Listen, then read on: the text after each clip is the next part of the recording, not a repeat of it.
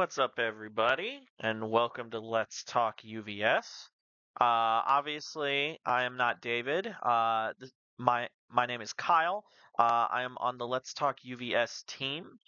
David wanted me to do a deck profile over my top 8 Byakko deck from the Ace Maneuvers Warriors event. So here it is. Starting off with my character. Obviously, I was playing Byakko. Um, honestly, he not enough can be said about how powerful this character is. He's one of the best characters in the game right now. He's got an immense health total. Um, he has massive disruption, being able to flip basically the entire board consistently. Um, as well as he can just kill people out of nowhere. He puts out absolute massive amounts of damage. He just does everything.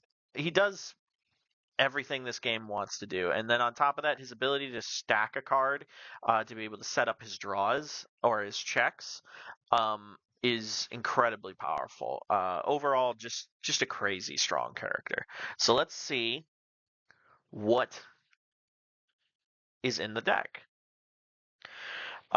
So first off, I have 4 copies of Tiger Scream. Now, know a lot of people have gone away from this card because it checks a 2. I'm here to tell you, this card, well worth the 2. The amount of damage this card outputs is massive. I was able, off of Tiger Scream and Byakko alone, to kill a Burt in the event on turn 2.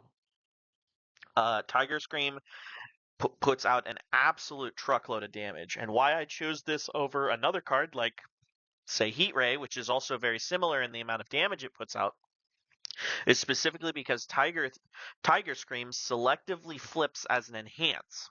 So I can use its enhance to flip whatever specific piece they have that may be disrupting my Tiger Scream or stopping me from carrying out my game plan. It's just a very, very strong card. On top of that, it's stun 1. The, it just does everything the deck wants to do, and it's well worth the check for the amount of damage it puts out. I would say more than half of the games end with me putting out a Tiger Scream that murders somebody. So very, very strong card. 4 copies of that. Next up, 4 copies of Dragon Strike. Now, this card is in here simply for the fact that it selectively flips something and it doesn't check a 2. I could be running Risho's Meteor, which overall is a stronger card, I would say, but my issue is that it checks a 2. And while I'm okay with that on Tiger Scream, I am concerned about running more 2 checks in the deck. So I choose Dragon Strike over that. Plus, it's got a decent deadlock ability. When I need it to, it has EX and Powerful. The card flips on block, which Rishos can't do. It's just a very, very good card. And helps flip those specific pieces that are causing me trouble once again. Next up, 4 copies of Canister Creation Strike. This card's cracked. I see very few, if not pretty much nobody, running this card in Byakko, and I think that's a mistake. The card's insane. Being able to cut 2 and remove your random 2-diff to slap a Thunderous Roar on the board, or really just to dig for any foundation in your discard pile, is incredibly powerful. On top of that, the card can get huge on its own. I mean, mill 3, give it 5 damage, puts it to 10. If you discard a Momentum, there's a potential, you can get it up even higher than that. Like, that's very good. I've ended games just off of playing a Canister Creation Strike on its own. But the main thing that it does do for you is it says I have 4 more copies of Thunderous Roar, which is insanely powerful. So 4 copies of Canister Creation Strike. And now we're going to jump over to the throw package that I'm running. I think that throws are overly powerful in this format, specifically because not that many people are choosing to run throw hate.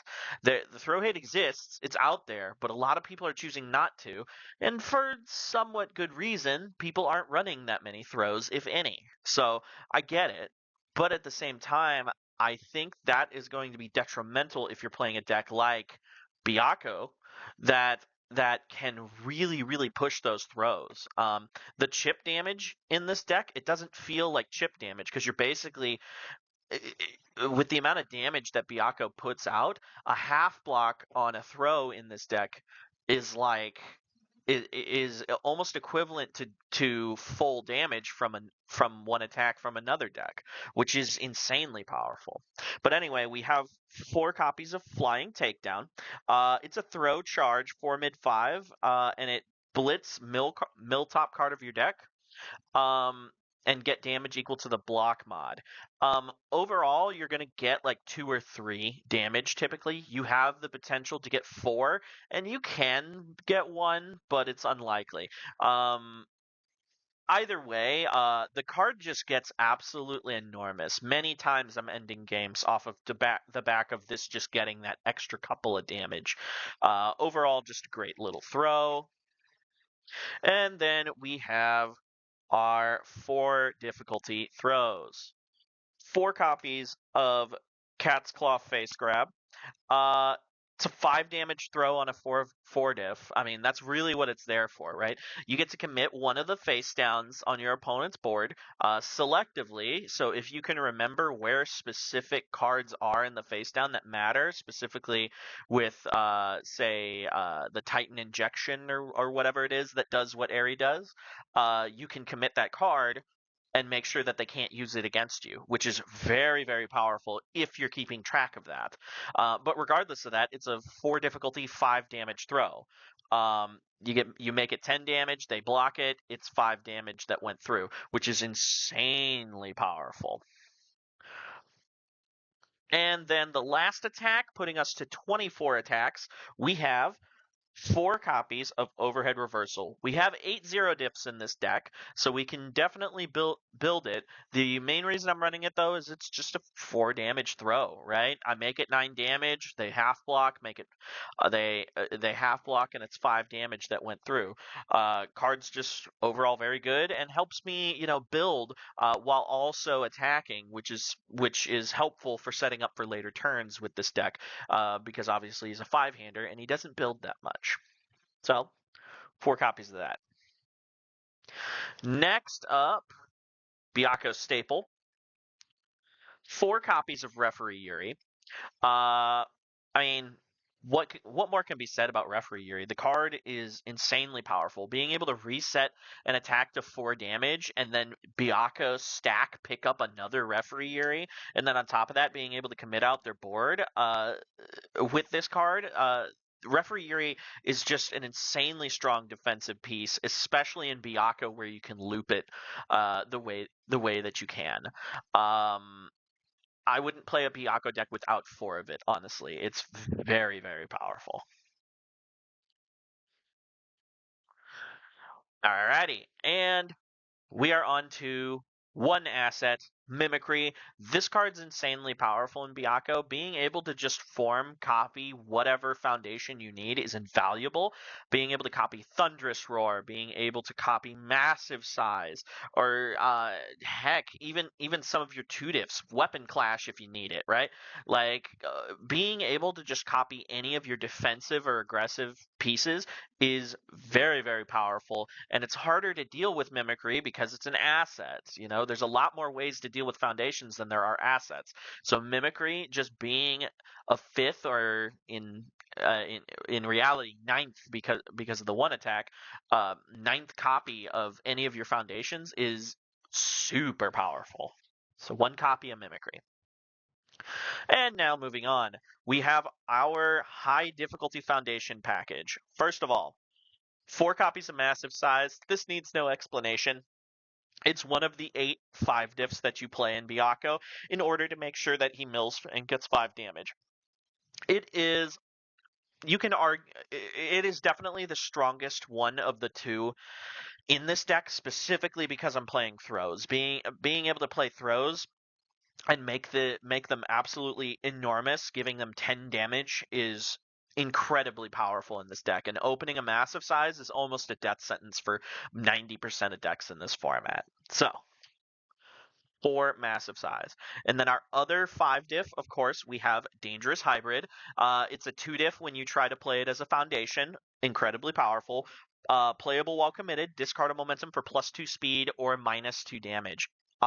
Also very powerful. Defensively insane because I have so many throws. I have a good chunk of momentum most of the game. So defensively, it's very good. I can also use it aggressively when needed to give it that little bit of speed so that I can push my attacks through. Overall, just a just a overall fantastic card.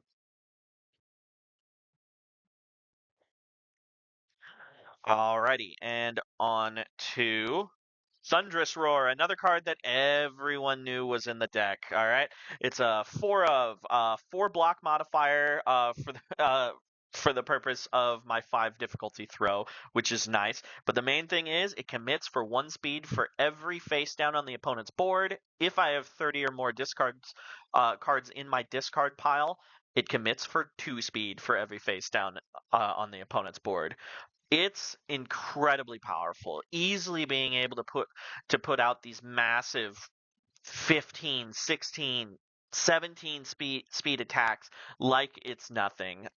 It's incredibly strong, basically making Tiger Scream unblockable when I need to end the game. So great card. Continuing on with our high difficulty package.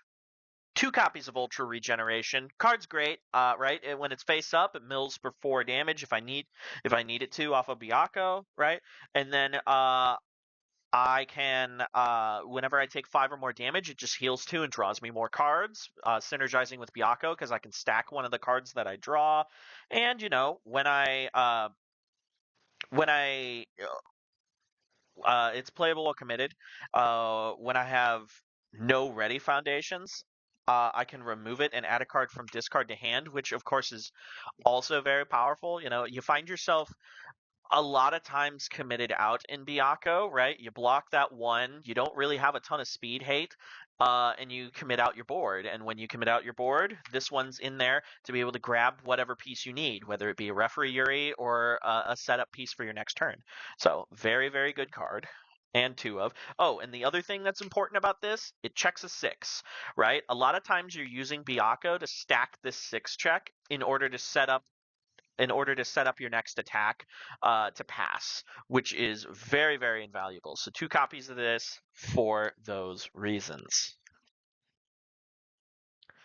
All right. 2 copies of Sacrifice for the Cause. A little bit of extra damage boost, which can be helpful, right? A lot of these cards in this deck have 3 mods, so discard for 3 damage, very powerful. But the main thing this does is it can stop damage reduction.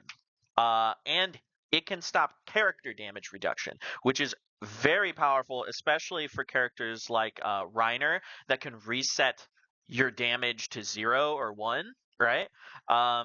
Being able to stop that is very powerful, and it can stop cards like Airy. It can stop the Attack on Titan Needle card, whatever it's called. Just an overall fantastic card. And that was our high difficulty package. Moving on to our 2 diffs.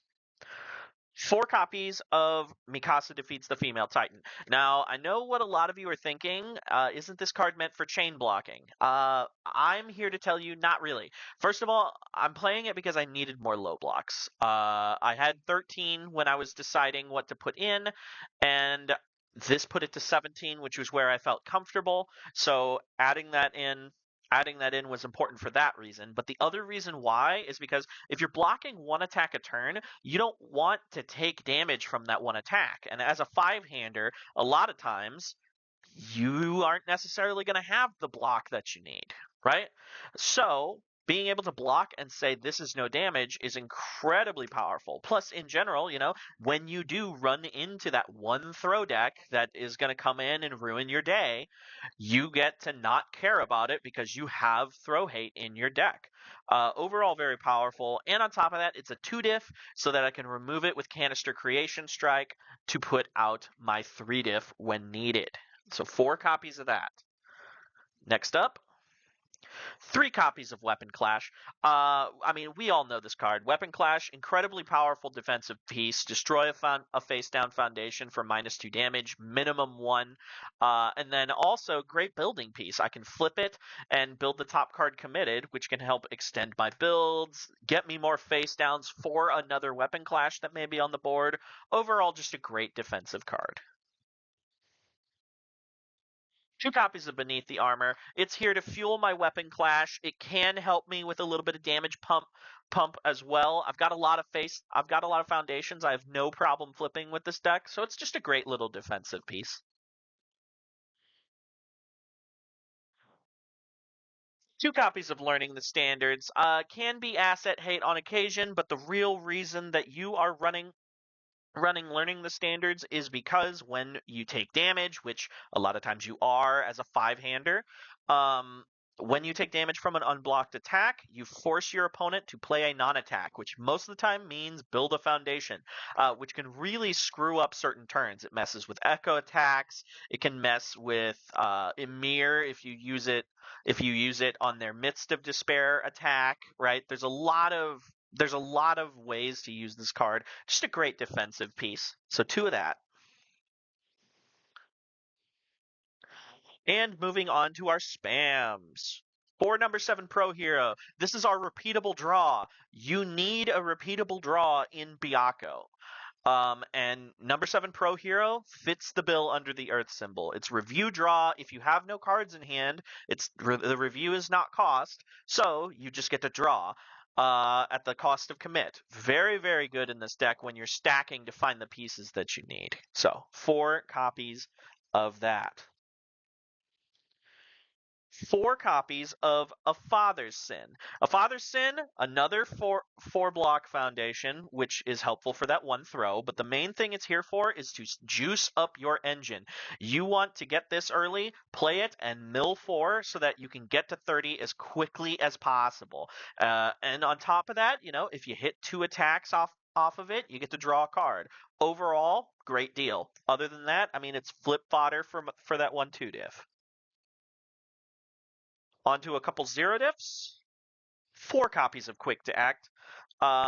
Quick to Act, obviously, just a decent foundation. It's a low block, which helps with our block zones. If you go below half your health, which still leaves you more healthy than most 7-handers in this game, you get to give speed to your attacks. Overall, just a perfectly fine card. 4 copies of Internship with Best Genist.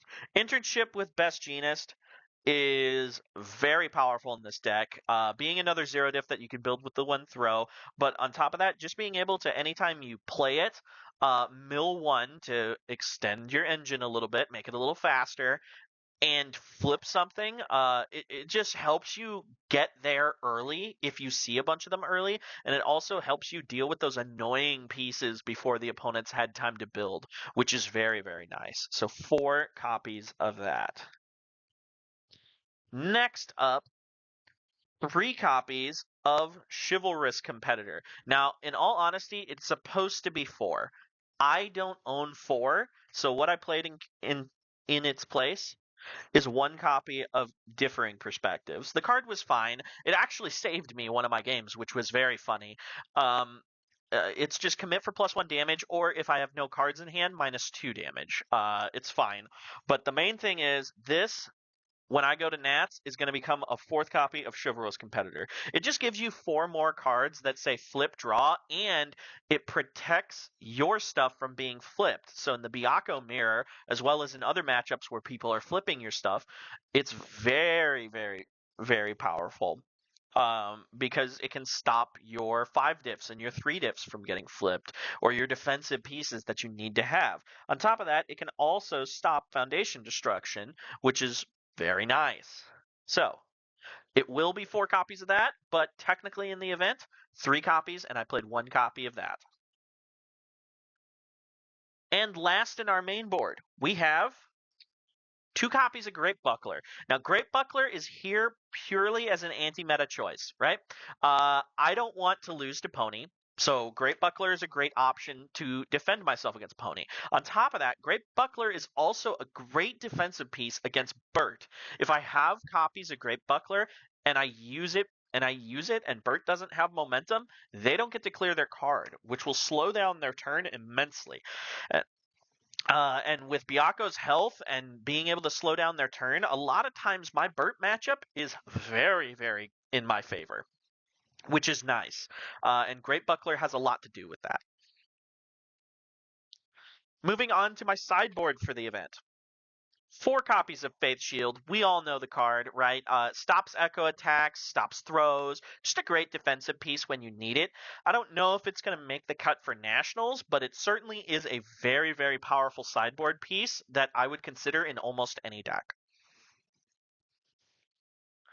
2 more copy of Sacrifice for the Cause. When I'm running into a deck that's playing Yuri, or I'm running into something with a character damage reset, or anything like that, having Sacrifice for the Cause just allows me to deal with those pieces. So 2 copies of that.